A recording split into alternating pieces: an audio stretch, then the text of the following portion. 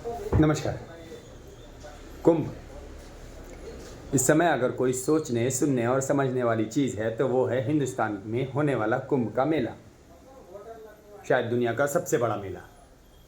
ऐसा मेला जिसमें 25 करोड़ लोगों के शामिल होने की संभावना है। 22 से 25 करोड़।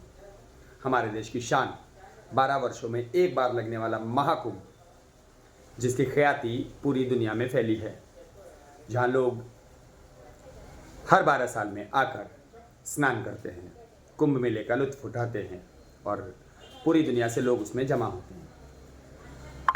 पूरी दुनिया से जमा होने वाले कुंभ में इस बार एक बड़ी ही विवादास्पद बात लोगों ने कही।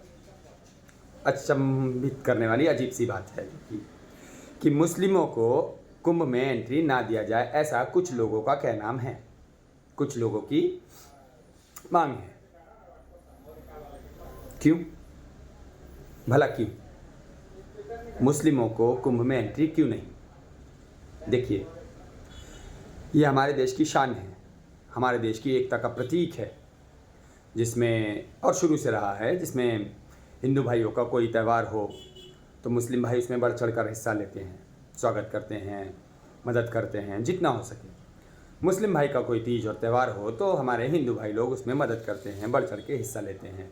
गंगा जमुना संस्कृति तहजीब का देश है ये, और इस देश में ऐसी बातें करना कहीं से न्यायोचित तो नहीं है और अच्छा भी नहीं है, संवैधानिक भी नहीं है। हमारा देश धर्मनिरपेक्ष है और हमेशा रहेगा। संवैधानिक मुल्क है ये और हमेशा रहेगा। इसमें हर किसी को हर तरह की आज़ादी है, लेकिन कुछ लोग ऐसी बातें करके हमारे देश के माहौल को, सौहार्द को बिगाड़ना चाहते हैं। आप ज़रा सोचिए, अमेरिका, इंग्लैंड, फ्रांस, ऑस्ट्रेलिया वगैरह वगैरह अलग अलग देशों से जब कुंभ में तीर्थ के रूप में लोग आएंगे, तीर्थ स्थल देखने को, कुंभ के मेले को देखने को, वो लोग तो मेला ही देखने आएंगे, उन्हें क्या पता कुंभ क्या है, लेकिन ख्याति इतनी है कुंभ की, वो लोग मेला देखने आएंगे। और जब वो आएंगे और ये चीज़ें देखेंगे कि यहाँ एक भाई दूसरे भाई को आने नहीं देना चाहता, मना किया जा रहा है, बाहर से उनका हम स्वागत कर रहे हैं और हमारे ही देश में रहने वाले लोगों को हम लोग मना करेंगे आने के लिए, तो कैसे हमारे देश की, मतलब बाहर रहने वाले लोगों को क्या कैसा लगेगा, उन्हें क्या समझ में आएगा और या हमारी क्या ख्याति अर्जित होगी, बैड या गुड हमें नहीं पता, क्योंकि ऐतिहासिक होगा ये महाकुंभ, ये मैं जानता हूँ। कुछ बहुत ही ख्यातिपूर्ण लाएगा, गौरवान्वित पल हमारे को देगा ये कुंभ, महाकुंभ। और इन्हीं पलों को बिगाड़ने की कुछ लोग कोशिश कर रहे हैं, जो कि गलत है, सही नहीं है। सरकार को इस पर एक्शन लेना चाहिए और बोलना चाहिए। हालांकि सरकार की तरफ से ऐसा कोई बयान तो आया है नहीं और शायद आएगा भी नहीं। इसी बीच प्रधानमंत्री मोदी जी ने बड़ा ही सराहनीय काम किया, लोगों को मूक जवाब दिया। शायद जो ऐसी धार्मिकता वाली बातें करते हैं उनको एक मूक और साइलेंट जवाब दिया, जो कि बहुत अच्छा है, बिना बोले। ख्वाजा गरीब नवाज ख्वाजा मोइनुद्दीन चिश्ती की दरगाह पे हर साल के उर्स में सरकार की ओर से चादर जाती है। इस बार भी सरकार की ओर से चादर गई। प्रधानमंत्री श्रीमान नरेंद्र मोदी जी ने सप्रेम भेंट के रूप में चादर भेजी ख्वाजा मोइनुद्दीन चिश्ती के लिए, और उसके साथ में अपना संदेश भी भेजा कि मुल्क में अमन और शांति के लिए संदेश भेजा उन्होंने। बहुत अच्छी बात है। प्रधानमंत्री जी को ही स्वयं एक्शन लेना चाहिए ऐसे लोगों पर जो ये बोल रहे हैं, क्योंकि अभी कुछ ही दिन पहले आपको याद होगा कि किसी महानुभव ने उन्हीं ख्वाजा मोइनुद्दीन चिश्ती की अजमेर दरगाह के ऊपर दावा किया कि वहाँ पर मंदिर है, महादेव मंदिर। अब ज़रा सोचिए, हमारे देश के प्रधानमंत्री जी उन्हीं ख्वाजा मोइनुद्दीन चिश्ती की दरगाह पर चादर भेज रहे हैं, सप्रेम भेंट कर रहे हैं, उनके उर्स में मान्यता है। और उन्हीं ख्वाजा मोइनुद्दीन चिश्ती की दरगाह पर कुछ लोग बोल रहे हैं कि वहाँ पर मंदिर है। हद हो गई, हद से भी हद हो गई। मतलब वो लोग जवाब देंगे कि क्या बात हो रही है, क्या नहीं बात हो रही है, मतलब क्या सच है, क्या नहीं सच है, प्राइम मिनिस्टर सही है कि गलत कर रहे हैं, नहीं बोलेंगे। प्रधानमंत्री जी को भी एक्शन लेना चाहिए कि आप ये क्या कर रहे हैं, क्योंकि किसी पीर संत की दरगाह को मंदिर बता देना, कहीं से न्यायोचित तो नहीं है। कुंभ जैसे महामेले में, महाकुंभ महामेला, कुंभ जैसे महामेले में किसी एक समुदाय को मना करना, तो ये तो कहीं से न्यायोचित है ही नहीं, कभी हुआ नहीं, आज तक तो हुआ नहीं, होगा भी नहीं। क्या नाम वो गलत है। देखिए, इंसान गलत हो सकता है, धर्म तो गलत होता ही नहीं, और हमारा देश तो गलत है ही नहीं। प्रधानमंत्री जी के सराहनीय कार्य, हिंदू मुस्लिम एकता का भाईचारा, सिख हो ईसाई हो कोई भी हो, किसी भी पर्व में हम लोग शामिल होते हैं।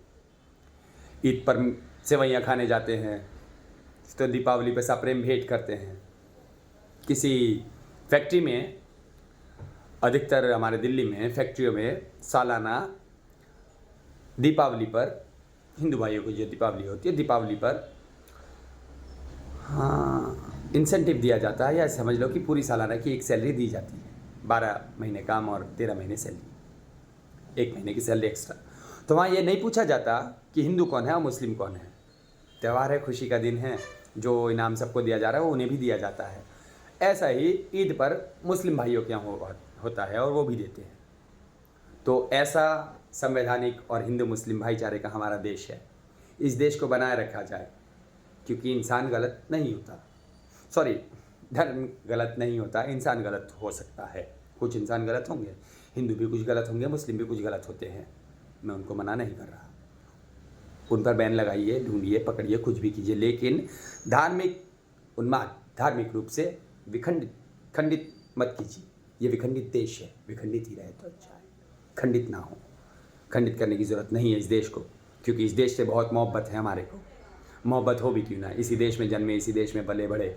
लेकिन जब कोई बोलता है बाहर वाला, क्योंकि अभी पीछे मेरे एक दोस्त ने लंदन से फ़ोन आया, मेरी बात हुई थी उससे, उन्होंने कहा क्या बात है, हमने सुना उधर मुस्लिमों को जाना मना हो रहा है। सोचिए, बाहर वालों को मालूम, कैसे संभव है ये?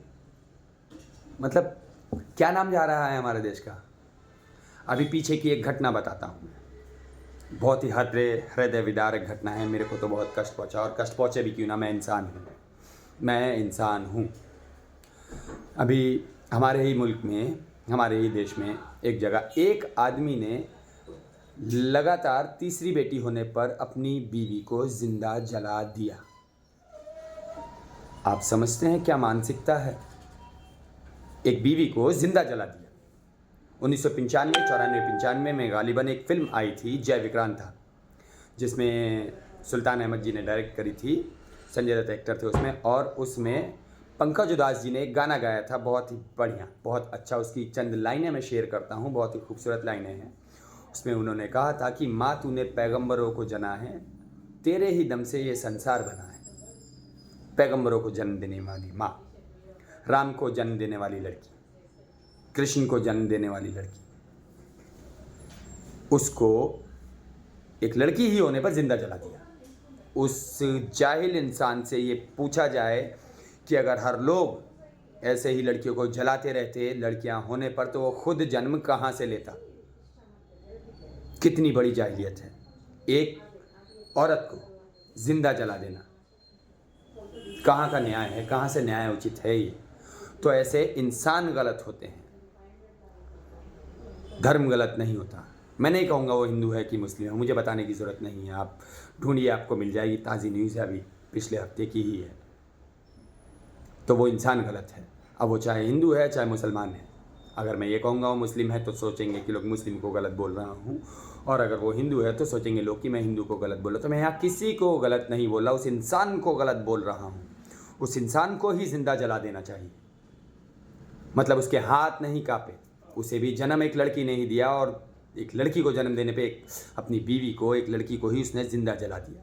तो उस इंसान का क्या किया जाए? कौन सा धर्म है उसका? कौन सा धर्म है उसका? उसके धर्म को हम क्यों माने? हम उस इंसान को मानेंगे, जानेंगे और देखेंगे कि उसने गलत काम किया, धर्म ने गलत काम नहीं किया। क्योंकि उसके धर्म में ये लिखा ही नहीं होगा कि एक